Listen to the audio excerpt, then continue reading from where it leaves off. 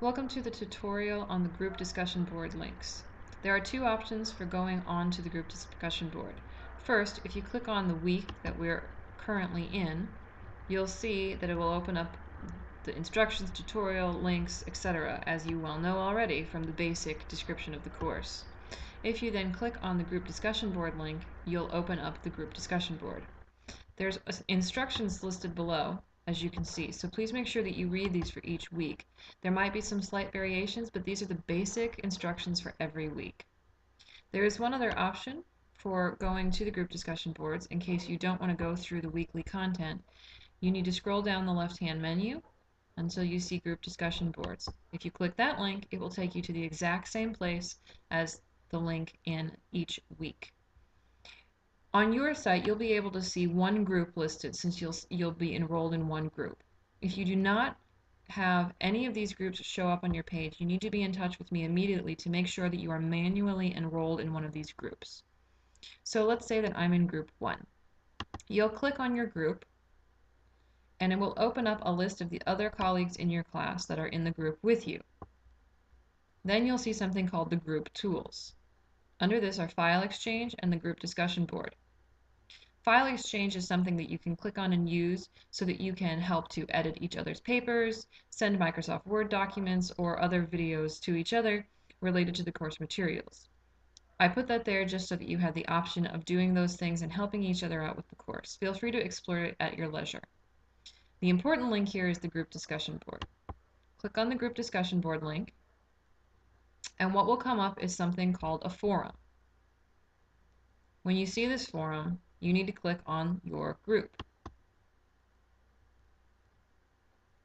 That will enter you into where you will be publishing your information. Now, if we backtrack back one screen to the forum page, not only does it tell you the name of the forum you'll have, it gives you a description if one has been included, but it tells you the number of posts, unread posts, and the total participants that have already posted to the board.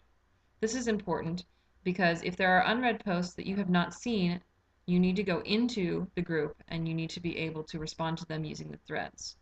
So for week 1, the forum that has been created is called Group 1. Just a few other things. For each week, I'll be creating a new forum for you that has the topic for that week so that you know what you'll be discussing with each other.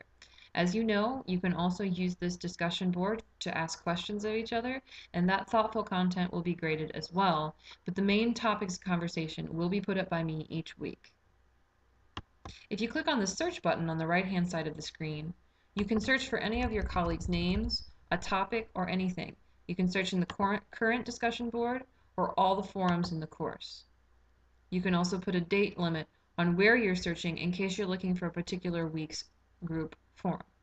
If you click go, you can see, since I searched for my last name, that you can see the 3 posts that have been a part of the conversation that I've been a part of, and you can actually see the 2 comments that I've put for the student I've been talking with. Again, let's go back a page so that we can go back to the group discussion board, and remember that you can use these upper tabs in the left-hand side of the screen to go back and forth between the pages. Alright, so let's go into our forum.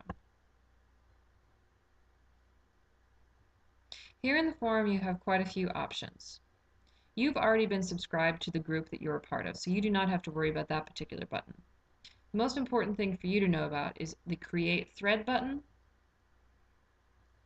and actually accessing the already published threads.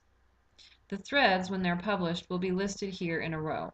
You can sort them and collect them depending on what posts you want to be looking at each day.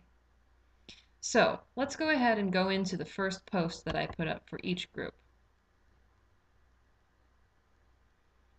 You can see that I went ahead 3 days ago and posted just a regular hello to the class and an opportunity for all of you to create your own threads for this week.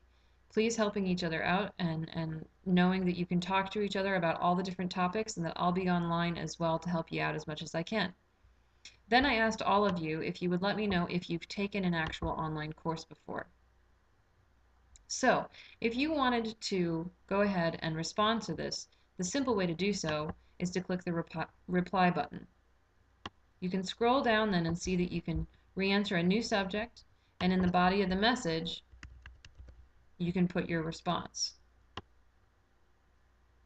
You can also attach a file. If you save a draft, it will be saved so that only you can see it. If you click Submit,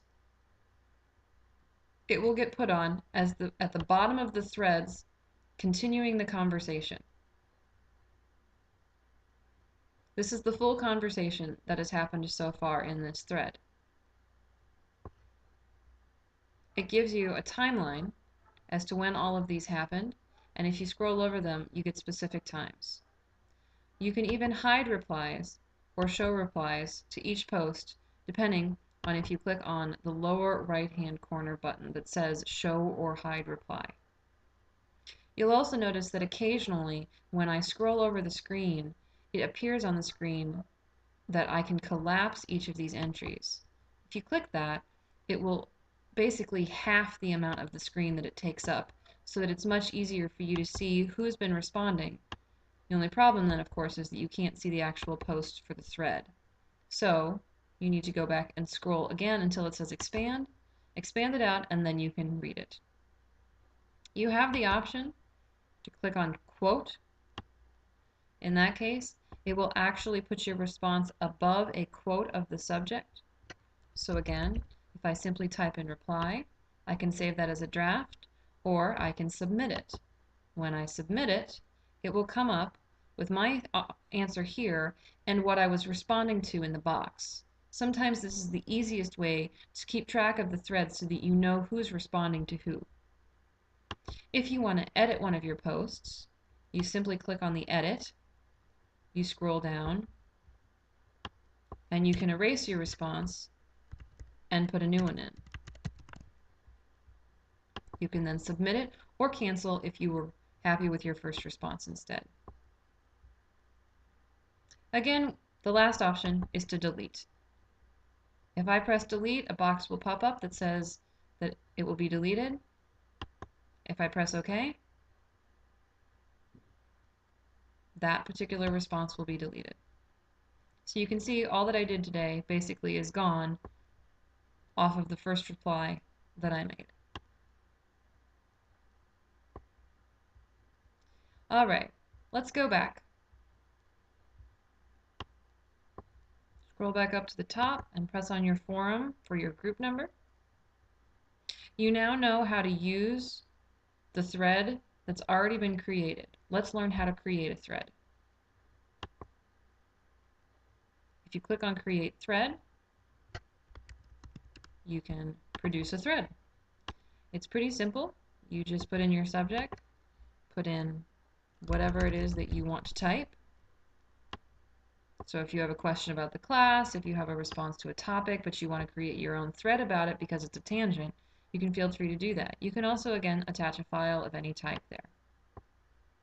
Some of the more interesting buttons here, just in case you'd like to know, if you scroll to the left hand of the message screen, you can see that it says that you can record from a webcam if you have one attached. That's how you create live video in the screen using a YouTube account, and you can then post yourself talking and asking your own question.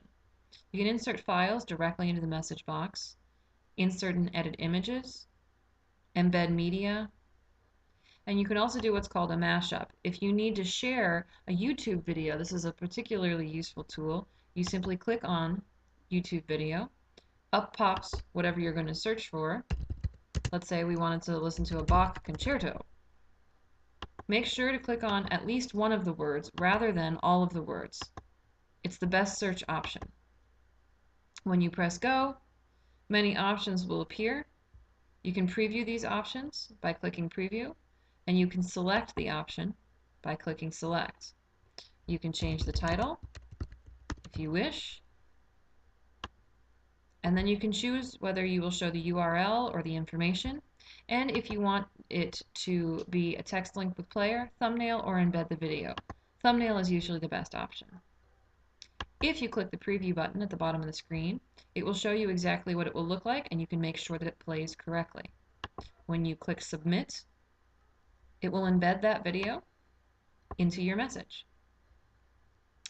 Again, you can save it as a draft for yourself if you'd like to come back and work on the content again later, or you can submit it. When you submit the thread, you can see that it automatically posts. It says when, it's got your name, it's got the author of the post, it tells you that it's been published, and how many posts have been read, and how many total posts there are. So if you click on your thread, it will open, and there's our Bach concerto. And again, you have the options of reply, quote, edit, and delete. This is basically all you need to know in order to be able to function with the discussion board. Every week, you'll click on your group's link in the discussion board, creating your own threads and responding to threads that have already been published. Be a part of the larger conversation. Have original thoughts and enjoy letting your colleagues share those thoughts with you.